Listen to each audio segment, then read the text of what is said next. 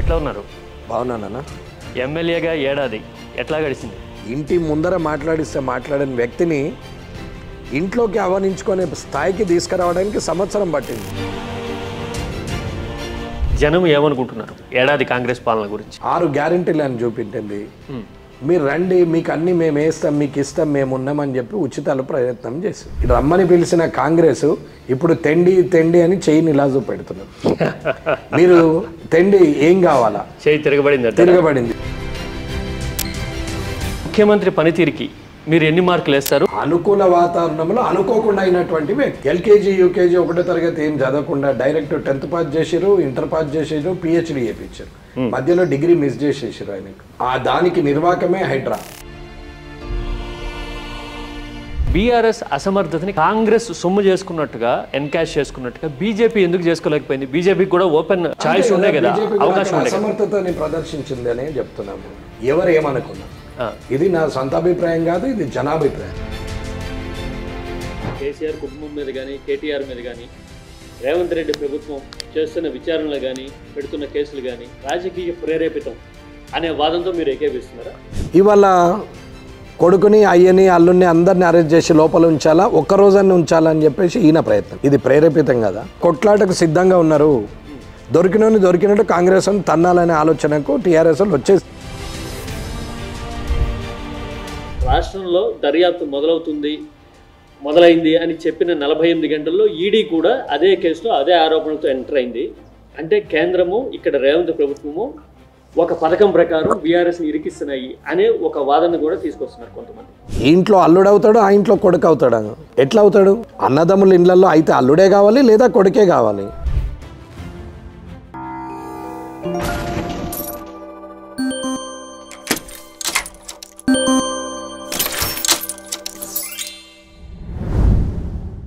BRS Congress మధ్య నడుస్తోంది, కాంగ్రెస్కి ఆల్టర్నేటివ్ మళ్ళీ బీఆర్ఎస్ఏ అనే అభిప్రాయం జనంలో రాదా? బీజేపీ అనేది పూర్వపక్షం అయిపోవట్లేదు అసలు. ఇక్కడ ఇద్దరు చిల్లర వెదవలే, ఇద్దరు పనికిరాని వెదవలే. ఒకరు షేర్ అయితే ఒకరు సభాషేర్. కేంద్రం దృష్టిలో రేవంత్ని ఎట్లా చూస్తారు? అసలు సంబంధాలు ఎట్లా ఉన్నాయి? బాహుబలి సినిమాలో శివగామిని బాహుబలి చెయ్యి పట్టుకున్నట్టు నేలపైన తల్లి పడిపోయి చనిపోయి కొడుకు చెయ్యిని ఎక్కడ నా బిడ్డ తప్పిపోతుంది అని చెప్పి ఇలా గట్టిగా పట్టుకొని పోలీసులు అటు నలుగురు బట్టి తీసినా వెళ్ళలేదు చెయ్యి అని చెప్పినటువంటి ముఖ్యమంత్రికి ఎంత అవగాహన ఉందో ప్రజలే అర్థం చేసుకుంటారు, కేంద్రం అర్థం చేసుకుంది. 2026లో డీలిమిటేషన్ జరిగినా, లేదంటే ఇక్కడ బీసీ జనాభా గణన అని చెప్పేసి కాంగ్రెస్ ప్రభుత్వం తీసుకొచ్చిన విధానం తీసుకొచ్చినా, లేదంటే జమిలి ఇలాంటి పరిణామాలు జరిగినా, ఇవన్నీ బీజేపీకి సవాళ్ళు అవుతాయా? ఒక అడ్వాంటేజ్గా మారి తెలంగాణలో బీజేపీకి అధికారంలోకి వచ్చేంత సత్తా స్థాయి ఉందా? పార్టీ అధ్యక్షుడిని మార్చాలని అనుకుంటున్నప్పుడు అనుకున్నటువంటి పరిస్థితుల్లో తొందరగా అధ్యక్షుడిని పెట్టండి, లేకుంటే ఈ లోపల ఇంకొక పార్టీ లేసి జవజీవాలు తీసుకొచ్చుకునే పరిస్థితిలో ఉంటుంది.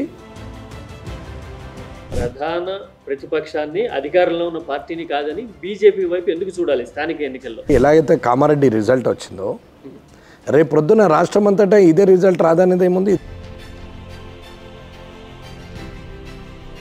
తెలంగాణ తల్లి స్వరూపం విషయంలో బీజేపీ విధానం ఏంటి, వైఖరి ఏంటి? అమ్మవారి రూపంలో అటు 6 చేయిలు ఇటు 6 చేయిలు ఉన్నటువంటి తెలంగాణ తల్లిని రూపొందించి ఈ దుష్ట రాజకీయ నాయకులు, ఈ చెత్త ఉన్నటువంటి ఇటువంటి మూర్ఖులు. వ్యక్తిగతంగా మీరు వైఎస్ అభిమాని, భవిష్యత్తులో వైసీపీ బౌన్స్ బ్యాక్ అవుతున్నారు, మీ గట్ ఫీలింగ్? కాలు మీద కాలు వేసుకొని ఇంటర్వ్యూ ఇచ్చి రాజకీయ సన్యాసం చేస్తా అని కాలుపితే చెప్పు కెమెరా ముందట పడ్డటువంటి